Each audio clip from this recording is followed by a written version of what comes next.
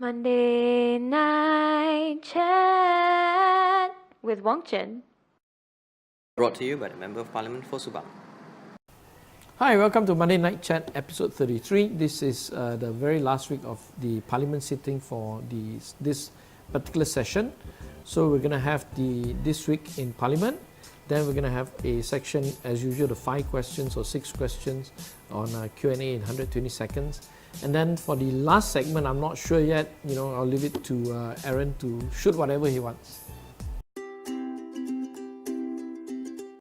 Hi, for this week in Parliament, this is actually the 5th week of Parliament. As you can see, I am exhausted. Okay, so I can't imagine this final week being even more busier than the previous weeks.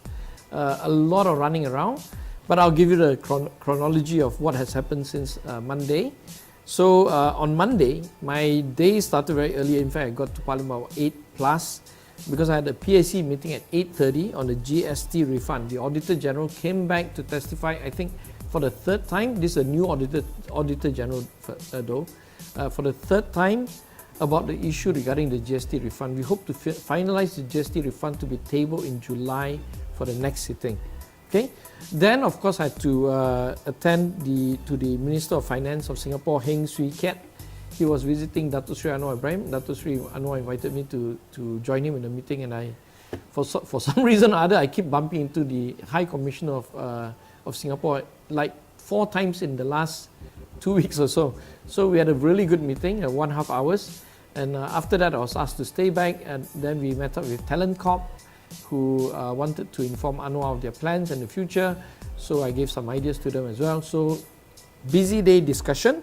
Then it was back into the hall, and the whole Monday afternoon onwards was really about meetings and meetings and meetings, because everybody was getting ready to deal with the big issue, which was on Tuesday, the constitutional amendment for Sabah and Sarawak. Yeah, so you can imagine busy scheduled day, and then the second half of the day was all meetings. Okay, on Tuesday, the big day, the first constitutional amendment since, I don't know, 10 years, 15 years, I really don't know since when, but I suppose since 2008.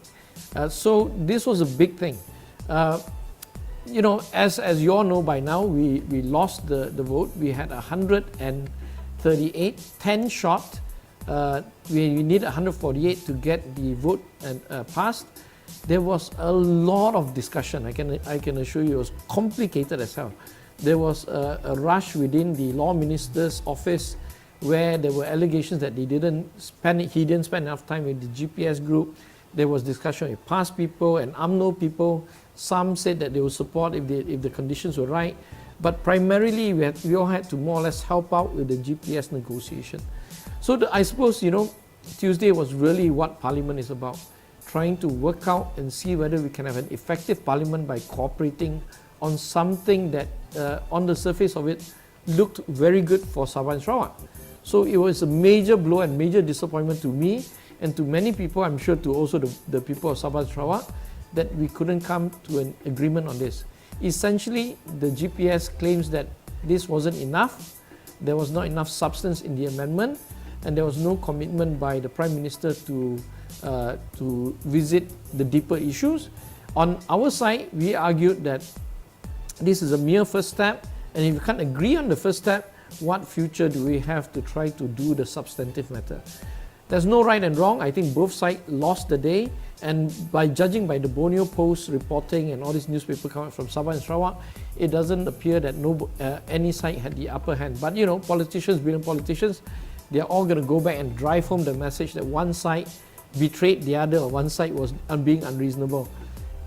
Thank God I'm not a Sabah Sarawak politician, because as far as I can see, we should have settled the matter and we should have come out with a good working relationship to pass that particular bill on federal constitution. But other than that day, I had a visit from Professor Dr. James Fry, who is a palm oil expert. We've been friends for 5-6 years, I think. So James, I told James, you better come to Parliament. This is our Brexit moment. So he thought it was quite funny. So James dropped over, and then we had a short discussion. I gave a tour of a very short tour of Parliament, rushed back into a hall. but I think he was quite impressed by the amount of lobbying and amount of discussion going on informally before the big vote on the constitutional amendment. The other issue that was taking a lot of time for us on Tuesday was a day of just negotiation, was the worry about the National Security Council Act to be amended that was brought up, and that was without consultation with a lot of us. There was a briefing in fact, but it was a bit late because they tabled it first and then decide to consult us later. But generally I'm absolutely against it. So I made it clear, and then many MPs also spoke out against it. But again, we had to go through consultation with the law minister. Okay, on Wednesday, after the defeat of the constitutional amendment, MPs, or a couple of MPs met up for breakfast. So we had a discussion of post-mortem. We want to figure out what is the role of PAS in supporting Mahathir for some things, but this thing let him down. What was the role of UMNO in Sabah Sarawak by rejecting this thing? What's the impact on them? What's the impact on us not be able to deliver, to be defeated on a major constitutional amendment? So long discussion amongst members of parliament. Then about 10 o'clock, we all marched down to the Parliament Bridge, the bridge leading to Parliament. That's where the anti-liners, NGOs were protesting. Of course, we are anti-liners. We've been doing this for God knows how many years, 5-6 years, even longer than I think 8 years, because I remember starting to date my wife when the liners issue came up. So I think it was like 9 years ago. So this matter is very important for many of us. But again, we're not getting clear instructions from the government, on our own cabinet on what to do with liners. So we went down there out of courtesy. Datuk Johari, representing the chief whip of Pakatan Harapan, because the ministers refused to go down and see them, so we had to send an envoy. So Datuk Johari went down there. They gave a bag of bauxite to Dr. Xavier for the bauxite fiasco, and they gave some soil on the liners fiasco to the Minister Rezwan, who is an entrepreneur minister. Yeah, so that was quite funny. And then we all started to look into the Felda paper, because Felda paper was put on our desk but not to be opened yet. So we looked at the Felda paper quickly to glance through to prepare for the debate. Then it was debated at 11:30. Sorry, 11:30. Felda debate started.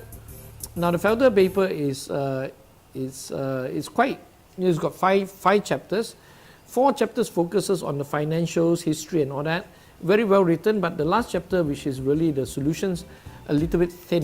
Not a lot of details, more motherhood statements. So we are still not sure what to do about Felda, but Felda is crucial battleground seats for us. Okay, so then later at lunch, I joined. There was a briefing by Suhakam on their human rights report regarding Raymond Koh and also Amri.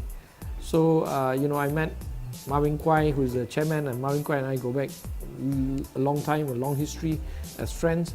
So I asked Ming Kwai, what can I do for you? And he said, can we try and push on some agenda regarding this thing? So I took him to see the speaker. So we decided to help him distribute some of these reports to people. And then I, of course, met Susanna, Raymond Koh's wife. I've met her a couple of times. Her daughter used to intern with Hannah Yeoh. So when this whole adoption started a couple of years ago, they in fact contacted me very early on because they thought it was in my area. Because as usual, once you read Kelana Jaya, they all think it's in my area. It's not really. It's just outside my area. But I did contact the police back then for them. This has been a really, really nasty episode. And the Suhakam report basically fingered the police. And then there was all these talks about whether the Home Ministry is not going to act or going to act. Mahathir said that this is hearsay evidence and so on and so forth. I don't go into the details, but for many of us who are human rights, background and human rights supporters, we are going to champion this issue for Raymond Koh and also for Amri. Yeah. So that happened on Wednesday. Again, I was telling you it's really busy. Thursday, we distributed some of these Suhakam documents to the select committees in charge. Basically, 2 select committees. One is on the defence and home, and the other one on gender equality and human rights. So my staff went and collected the document and distributed that. And then there was this big commotion regarding the motion to censure Najib. for leaking out the Felda paper in advance. Now the issue is this, the motion was actually badly drafted, so we had to retract that motion and put it back in. I don't want to complicate things by explaining how this process goes, but then having to change the document, UMNO and PAS, and also UMNO and PAS, I think, yeah, those two primarily attacked us that we were flip-flopping again, so and so forth. So the debates went on for a long time, much longer than the time slated, for about 2.5 hours, and really nasty. Okay, so what a way to end the parliamentary sitting. But thank goodness, after that we had the PAC appointment on Noraini, YB Noraini, where we said goodbye to YB Rono Candy for his service. So we had a unanimous decision, a happy decision from the House regarding this, fully supported, no objection whatsoever. Then we had a press conference with Noraini, and then at the time of shooting this, I still have to go back to Parliament later because we've got a couple of bills to deal with. But the one other good news is that the National Security Bill, which was controversial, which I had a chat with Kit Sia, I had a chat with a few other senior leaders, and we went to see the Law Minister and requested the Law Minister to withdraw the National Security Bill because we will not, in good conscience, be able to support this. So thank God he spoke to the Prime Minister, and Prime Minister agreed to withdraw the bill. So whether the bill resurfaces on July or not, that remains to be seen. But at least for this moment, I'm just happy it's not going to be tabled. Yeah. So what is the lesson? Let me recap this entire session of 5 weeks of Parliament. I think the mood in Parliament is not good, and I think that mood is reflective of what is happening outside. The civil service, while performing in citizenship cases that we deal with, overall we sense a great unhappiness with them. The country is more polarized than ever. The members of Parliament from UMNO and PAS, they've taken a very hard position. Some members of Parliament from Pakatan has taken a hard position as well. As a result, the mood in Parliament is not great. I hope in July when we come back, we will see a change of tone. We hope to moderate things so that Parliament reflects what is going on in society. We hope to see greater economic growth, or at least some recovery. I hope to see also some bills being pushed through which are fully supportive and also fully consulted with the backbench before presenting. Well, a lot of wishes there. We shall come back to this week in Parliament in July. That's it for this whole entire session of the first March sitting 2019. Thank you. Okay, Q&A this week, just very quickly because my staff informed me that the last segment was 12 minutes long. So let's start now. Okay, number one, Johor MB saga. YB Osman's resignation. We're not sure what's the cause of it. It could be personal, most likely personal. That's what we hear anyway. So, but the saga is important because it's a constitutional issue now. The tussle between the Prime Minister and the Johor royal family is going to play out. I'm not sure. We're shooting this on Thursday. I can't really say what happened on Monday, this coming Monday when you watch this video. Okay, but it's a very important issue. Do the Sultans have full power in choosing the MB?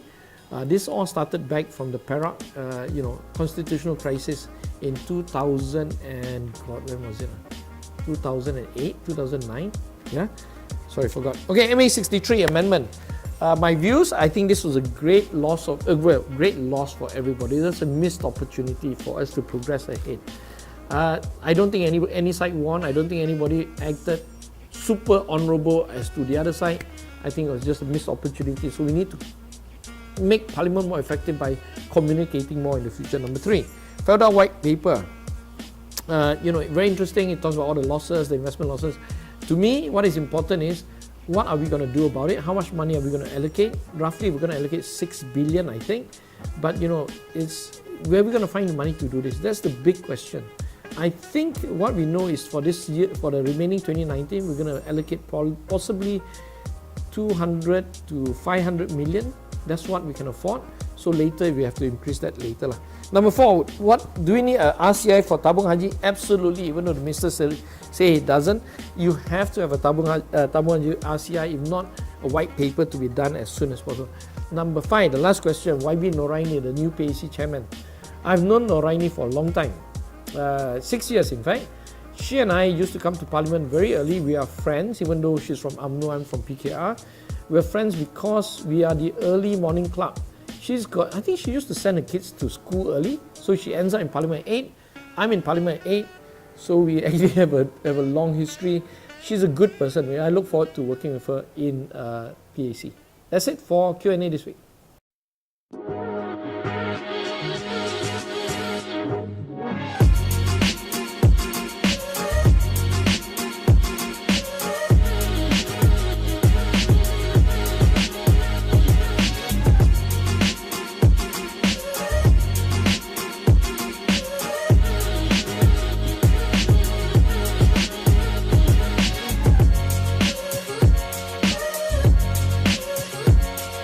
Kempen pilihan raya.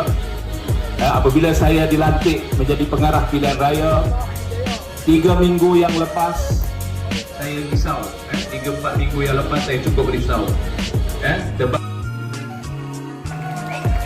Dato' Sri Anwar Ibrahim, beliau memilih Parlimen Podington Negeri Sembilan sebagai base beliau sebagai ahli parlimen. Kemudian memenangkan Dr. Sri Ram untuk menjadi idol Rantau, boleh tak? Kita nak pertahankan ini ialah dasar negara ini. Belum berlaku dalam sejarah dunia mutakhir ini kejutan kebangkitan rakyat seperti berlaku tahun lalu.